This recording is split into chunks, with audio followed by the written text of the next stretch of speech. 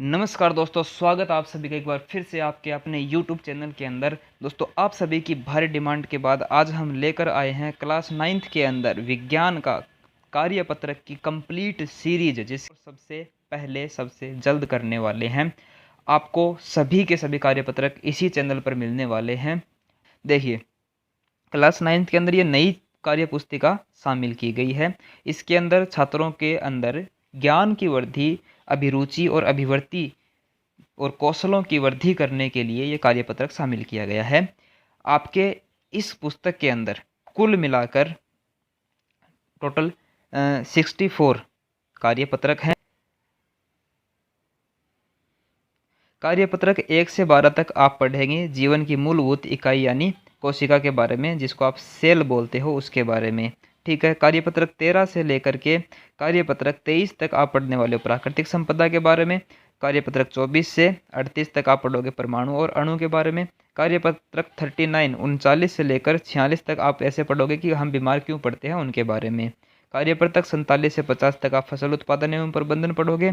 कार्यपत्रक 51 से लेकर 55 तक आप पढ़ोगे गति के बारे में। और कार्यपत्रक 56 से लेकर के 57 तक आप पढ़ोगे, मतलब 2 ही कार्यपत्रक हैं इसके अंदर, आप पढ़ोगे बल के बारे में। और कार्यपत्रक 58 से 63 तक आप ध्वनि के बारे में विस्तार से बातें करोगे। और कार्यपत्रक 64 के अंदर आप पढ़ेंगे हमारे भारतीय जो वैज्ञानिक हुए हैं उनके बारे में विस्तार से पढ़ेंगे।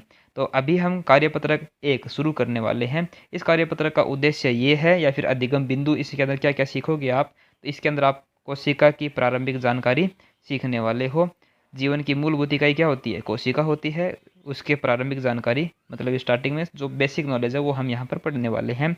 कोशिका जो चैप्टर है वो आपके क्लास 8 में और क्लास 9 में चलता है। क्लास 8 के अंदर कक्षा 8 में ये चैप्टर नंबर 8 है और कक्षा 9th में चैप्टर नंबर 5 है। ठीक है। देखिए, सबसे पहले क्वेश्चन करवाने से पहले मैं आपको कुछ बातें यहाँ पर बताना चाहूँगा। देखिए, ये एक कोशिका है। सबसे पहले एक वैज्ञानिक हुए थे जिनका नाम था रॉबर्ट हुक। जिनका नाम क्या था, हुआ क्या था कि एक वैज्ञानिक हुए थे जिनका नाम था रॉबर्ट हुक। जिनका नाम क्या था, रॉबर्ट हुक।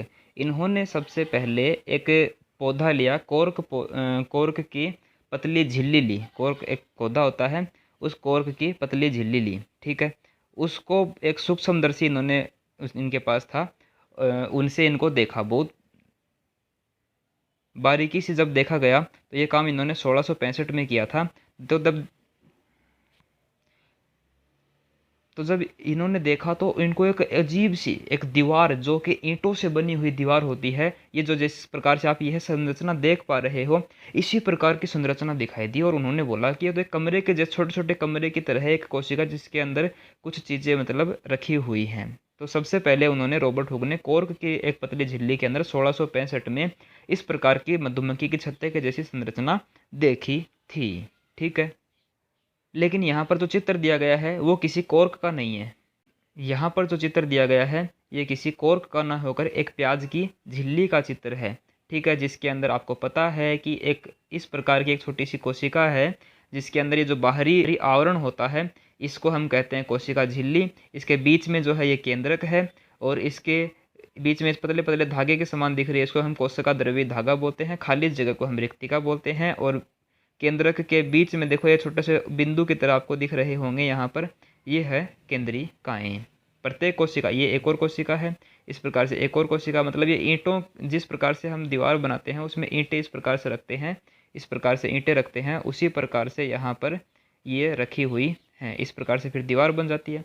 चलो, अब इनके जो आपको बातें समझ में आ गई, इनके ऊपर कुछ प्रश्न है इसी बातों के ऊपर। देखिए, सबसे पहले क्या पूछा गया है, प्रश्न नंबर 1, उक्त चित्र किस पादप की झिल्ली का है। साफ साफ दिख रहा है, चित्र में दे भी रखा है प्याज की झिल्ली, तो हम बोलेंगे प्याज पादप की झिल्ली का ये चित्र है।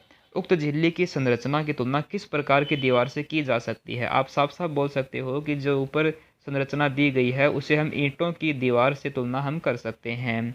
जिस प्रकार ईंटों को जोड़कर, अगला क्वेश्चन नंबर 3, जिस प्रकार ईंटों को जोड़कर भवन की दीवार का निर्माण किया जाता है, उसी प्रकार सजीवों की कौन सी मूलभूत संरचना आपस में मिल करके शरीर का निर्माण करती है। तो मूलभूत संरचना कोशिकाएं होती है जो मिल करके पूरे शरीर का निर्माण करती हैं। कोशिकाएं मिलकर पूरे शरीर का निर्माण करती हैं। कोशिका की खोज किस वैज्ञानिक ने की थी? तो यहाँ पर एक चीज़ आप करेक्शन कर लीजिए, 1665 में की थी रॉबर्ट हुक ने। ठीक है, इसके बाद में अगला क्वेश्चन है कि रॉबर्ट हुक ने सूक्ष्मदर्शी में मधुमक्खी के छत्ते के समान संरचना किस पेड़ की छाल में देखी थी? तो उन्होंने देखी थी कोर्क की पतली काट के अंदर उन्होंने क्या देखा था? मधुमक्खी के छत्ते के समान संरचना देखी थी कोर्क की पतली काट में। इसके बाद में उन्होंने इस छोटे छोटे जो कमरे दिखाई दिए थे, छोटे छोटे भाग उनको दिखाई दिए थे, इनको उन्होंने सेल नाम दिया था। सेल का हिंदी में अर्थ क्या होता है? तो सेल का हिंदी में अर्थ होता है कोशिका या फिर छोटा कमरा। सजीव की मूलभूत इकाई को हम कोशिका कहते हैं। इस प्रकार से छोटे छोटे प्रश्न हैं जिनको आप कर सकते हो। नीचे ये जो आपको दिखाई दे रहा है शिक्षक, ये शिक्षक काम करेंगे। जो भी शिक्षक अगर इसको देख रहे हैं तो वो शिक्षक यहाँ पर छात्र की प्रति पुष्टि लिखेंगे और उसके बाद में यहाँ पर वो अपना हस्ताक्षर कर देंगे। आइए, ये बहुत ही छोटा सा कार्यपत्रक था। अब सीधा चलते हैं कार्यपत्रक 2 के अंदर। जीवन की मूलभूत इकाई। देखिए आगे यहाँ पर आपको सजीव और निर्जीव में अंतर स्पष्ट करना है कोशिका के संदर्भ में। तो कैसे करेंगे? सजीव और निर्जीव। सजीव जो होते हैं वो कोशिकाओं से मिलकर बंधे होते हैं और निर्जीव में कोशिका नहीं पाई जाती है। इसी प्रकार से आप यहाँ पर प्रश्नों के जवाब देंगे कि प्रश्न नंबर 1 में बोल रहा है कि आप इन चित्रों में से सजीव और निर्जीव को छाट कर लिखो। तो आप एक टेबल में निर्जीव लिख दोगे, एक में सजीव लिख दोगे। ठीक है, तो आइए देखते हैं। देखिए यहाँ पर सबसे पहले आपको ये झाड़ी दिख रही है, ये सजीव है क्योंकि ये पौधा है। मनुष्य भी सजीव है, ये पेड़ नीचे दिख रहा है ये भी सजीव है, और गाय है ये भी सजीव है। प्रकार से ये चारों सजीव के अंदर, और निर्जीव के अंदर आ जाएगी, बच गई कौन सी? आग, मोटरसाइकिल, हेडपंप और मेज। ये सभी के सभी निर्जीव होते हैं। अगला क्वेश्चन है, निम्न सारणी में से छांट कर लिखिए कि किन में कोशिका उपस्थित है और किस में नहीं उपस्थित है। अब देखो, जो भी सजीव होंगे उनमें तो कोशिका होगी और जो निर्जीव होंगे उनमें कोशिका नहीं होगी। इस पूरे जो आपको शब्द दिए गए हैं इनके अंदर आपको छांटना है कि कौन सा सजीव है। सजीव एक अमीबा है क्योंकि इसके अंदर कोशिका उपस्थित होती है। अब और कौन है? बकरी, इसमें भी कोशिका होगी। आम का वृक्ष और हाइड्रा और जलकुंभी। जलकुंभी जल के अंदर पाया जाने वाला एक पौधे की तरह होता है। जलकुंभी जल में पाया जाने वाला एक सजीव है। ठीक है, ये सभी हमने यहाँ पर लिख दिया। अब बच गए कौन? बच गए निर्जीव, जिसके अंदर कोशिका नहीं होगी। अलमारी के अंदर नहीं होगी, पुस्तक के अंदर नहीं होगी, पेन के अंदर भी नहीं होगी। एक ये जो कुर्सी है इसके अंदर भी नहीं होगी। अलमारी, कुर्सी, पुस्तक, पेन। ठीक है, सजीव व निर्जीव में कोशिका की उपस्थिति के आधार पर अंतर स्पष्ट कीजिए। कोशिका की उपस्थिति, तो सजीव में कोशिका उपस्थित होती है, निर्जीव में कोशिका अनुपस्थित होती है। नीचे वाला काम शिक्षक करेंगे यहाँ पर, और आपको कुछ यहाँ पर लिख करके प्रतिक्रिया अपनी और आपके यहाँ पर हस्ताक्षर कर देंगे नीचे। इसके बाद में अगला कार्यपत्रक 3। कार्यपत्रक 3 के अंदर आप विशेष रूप से ध्यान देंगे कि एक कोशिकीय और बहुकोशिकीय जीवों के बारे में यहाँ पर चर्चा होगी। एक कोशिकीय जीव वो होते हैं जो केवल और केवल एक कोशिका से मिलकर बने होते हैं, और बहुकोशिकीय वो होते हैं जो एक से अधिक कोशिकाओं से मिलकर बने हुए होते हैं। ठीक है, एक कोशिकीय जीवों के अंदर अमीबा और पैरामीशियम आते हैं। चलो शुरू करते हैं। प्रश्न नंबर 1, आपको यहाँ पर प्रश्न पूछा गया है कि निम्न चित्रों में दिखाए गए सजीवों के नाम लिखिए। ये तो अमीबा का चित्र है, ये पैरामीशियम का चित्र है, ये सबको दिख रहा है, चींटी का चित्र है, और इसको हम हाइड्रा बोलते हैं। ठीक है, प्रश्न संख्या 1 के चित्रों में से एक कोशिकीय व बहुकोशिकीय जीवों को पृथक कीजिए। शुरू वाले दोनों एक कोशिकीय हैं और आगे वाले दोनों चींटी और हाइड्रा बहुकोशिकीय हैं। ठीक है, अमीबा और पैरामीशियम एक कोशिकीय, चींटी और हाइड्रा बहुकोशिकीय जीव हो जाएंगे। एक कोशिकीय सजीवों के शरीर में कितनी कोशिकाएं पाई जाती है? अभी मैंने आपको परिभाषा बताई थी शुरू में, एक कोशिकीय सजीवों के शरीर में केवल और केवल एक ही कोशिका पाई जाती है। प्रश्न नंबर 4, एक कोशिकीय पादप व एक कोशिकीय जंतु का एक उदाहरण दीजिए।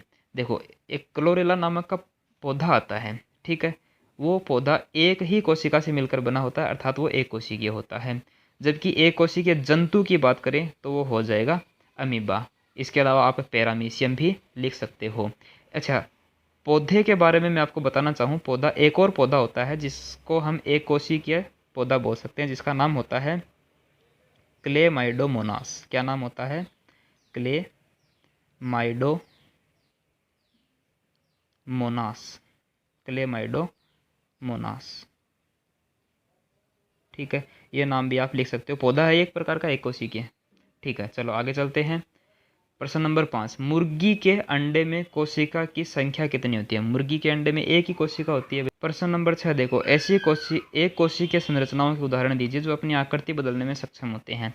एक तो होता है अमीबा जो अपनी आकृति अपनी मर्जी के अनुसार बदल सकता है, और दूसरा होता है श्वेत रुधिर कोशिकाएं जिसको आप WBC बोलते हो, व्हाइट ब्लड कार्पल्सेल्स बोलते हो, श्वेत रुधिर कोशिका। इनको आप श्वेत रुधिर कोशिका बोल सकते हो और श्वेत रुधिर कणिका भी बोल सकते हो। ठीक है, यहाँ पर थोड़ा सा मिस्टेक, इसको आप सही कर लेना। WBC इसका सही उत्तर हो जाएगा। यहाँ पर शिक्षक अपनी प्रतिपुष्टि दे करके हस्ताक्षर कर देंगे। अब देखिए कार्यपत्रक 4, इसके अंदर आपको कोशिका के बारे में आपको ये चीज़ सीखने को मिलेगी कि कोशिका की आकृति के आधार पर पहचान करनी है। देखिए जैसे कि हम यहाँ पर ये बोल सकते हैं, निम्न दी गई कोशिकाओं को उनके आकृति के आधार पर पहचान कर उनका नाम लिखो। अगर ऐसी कोशिकाएं आपको दिख रही हैं तो ये किस प्रकार की कोशिका है? ये है रक्त कोशिकाएं हैं। ये चित्र किसका है? ये है अंडाणु का। ये किसका चित्र है? ये है तंत्रिका कोशिका का। तंत्रिका कोशिका का काम ये होता है कि हमारे शरीर में जो संकेत होते हैं, संदेश होते हैं, उनको एक जगह से दूसरी जगह तक ले करके जाना। यानी दिमाग से अगर हमें संकेत पहुंचाना है हाथ तक, तो वो कौन पहुंचाएंगे? तंत्रिका कोशिकाएं मिल करके, बहुत सारी तंत्रिका कोशिकाएं मिल करके इस संदेश को पहुंचाने का काम करती हैं। और ये जो कोशिका दिख रही है ये तर्कु रूपी कोशिका है इसका नाम। ठीक है, आगे चलते हैं प्रश्न नंबर 2 के अंदर। लाल रुधिर कणिकाएं कहाँ पर पाई जाती है, वह इनका रंग कैसा होता है? देखो लाल रुधिर कणिकाएं कहाँ पाई जाती हैं और कहाँ पर बनती हैं, दो क्वेश्चन हैं। तो लाल रुधिर कणिकाएं सबसे पहले मैं आपको बता दूं अस्थि मज्जा में तो बनती हैं। ठीक है, अस्थि मज्जा में इनका निर्माण होता है। जबकि ये पाई कहाँ जाती है? ये अपने रुधिर में पाई जाती है, मतलब ब्लड के अंदर, खून के अंदर, रक्त के अंदर पाई जाती हैं। और इनका रंग कैसा होता है? तो इनका रंग लाल होता है, सबको पता है ये बात। इसके बाद में अगला प्रश्न, हमारे शरीर में सैनिक के रूप में कौन सी कोशिकाएं उपस्थित होती हैं? यहाँ पर मैं आपको एक चीज़ बताना चाहूँगा कि हमारे रक्त में कुल मिलाकर के 3 प्रकार की कणिकाएं पाई जाती हैं, कोशिकाएं पाई जाती हैं। एक तो RBC जिसको आप रेड ब्लड कार्पल्सेस यानी लाल रुधिर कणिकाएं कहते हैं। एक होती है WBC श्वेत रक्त कणिकाएं, और एक होती है प्लेटलेट्स जिसके अंदर आपको इनके कुछ काम बताता हूँ। RBC जो होती है वो हमारे शरीर में परिवहन का काम करती है, मतलब कई चीज़ों को एक जगह से दूसरी जगह ले जाने में। श्वेत रक्त कोशिकाएं होती हैं, ये शरीर को रोगों से रक्षा करती है, शरीर की रोगों से रक्षा करती है, रोगों से लड़ने का काम करती है। और प्लेटलेट्स जो होती है रक्त का थक्का जमाने में ज़रूरी होती है। अगर हमारे शरीर में RBC की कमी हो जाए तो अरक्तता नामक रोग हो जाएगा। क्या हो जाएगा? अरक्तता नामक रोग हो जाएगा। और WBC की कमी हो जाएगी तो हमारे शरीर में रोगों से लड़ने की क्षमता में कमी आएगी। अगर ये चीज़ें कम हो गई तो थक्का तो बनेगा ही नहीं, साथ में हमारे शरीर में कमजोरी आपको दिखाई देने लगेगी। आप गिरते पड़ते चलोगे। ठीक है, राइटिंग पे मत जानना, राइटिंग मेरी बहुत अच्छी है आप सभी से। हाँ आइए देखो, अब देखो हमारे शरीर में सैनिक के रूप में कौन सी कोशिकाएं काम करेगी जो रोगों से लड़ती है? लड़ने का काम श्वेत रक्त कोशिकाओं का होता है, और अपना आकार बदलने में भी सक्षम होती है। ये चीज़ें मैं आपको पहले बता चुका हूँ थोड़ी देर पहले। इसके अलावा अगला प्रश्न 4, हमारे शरीर में खून की कमी मतलब RBC की कमी हो चुकी है, किस प्रकार के रक्ताणु की संख्या में कमी होगी? रक्ताणु मतलब आपको पता चल गया RBC लाल रक्त कणिका के अंदर कमी हो गई है। इसकी कमी से कौन सा रोग होता है? इसकी कमी से अरक्तता रोग होता है। अरक्तता को आप एनीमिया रोग भी बोल सकते हो, एनीमिया हो गया, एनीमिया रोग भी बोल सकते हैं। ठीक है, चलो आगे चलते हैं। हमारे सरकारी विद्यालयों में खून की कमी को दूर करने के लिए सोमवार मंगलवार को कौन सी गोलियां विद्यार्थियों को खिलाई जाती हैं? तो सबको पता है ये चीज़, तो आयरन की गोलियां उनको खिलाई जाती हैं। इसके बाद में प्रश्न नंबर 6, उस लंबी शाखित कोशिका का नाम बताइए जो शरीर में नियंत्रण व समन्वय का काम करती है। वही तंत्रिका कोशिका, मैंने आपको बताया था, मस्तिष्क से संकेतों को ले जाना और लेके आना, तभी तो नियंत्रण बनेगा। सजीवों में सबसे बड़ी व सबसे छोटी कोशिका का नाम बताइए। सबसे बड़ी कोशिका अंडाणु होती है। अंडाणु का मतलब आप वो अंडे से मत समझ लेना, मुर्गी का अंडा या फिर कोई और। अंडाणु का मतलब मादा के शरीर में अंडाशय के अंदर जो कोशिका होती है, जनन कोशिका, उसको हम अंडाणु बोलते हैं, वो सबसे बड़ी कोशिका होती है। और इसके अलावा सबसे छोटी कोशिका जो रहेगी वो माइकोप्लाज्मा रहेगी। कौन क्या रहेगी? माइकोप्लाज्मा रहेगी। ठीक है, इसके बाद में शिक्षक प्रतिपुष्टि दे करके हस्ताक्षर करेंगे। कार्यपत्रक 5 के बारे में और देख लीजिए जल्दी से।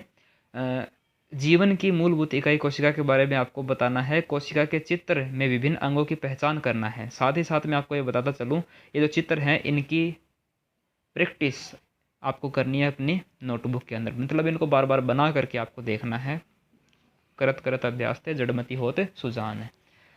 ठीक है, देखो जल्दी से, ये जो ऊपर चित्र दिया गया है आपको, ये जंतु कोशिका का है, और नीचे एक और चित्र दिया गया है जिसके अंदर आपको पादप कोशिका के बारे में बताया जाएगा। देखो जंतु कोशिका में क्या क्या होते हैं, कोई 8 नाम लिखने हैं। देखो जंतु कोशिका के अंदर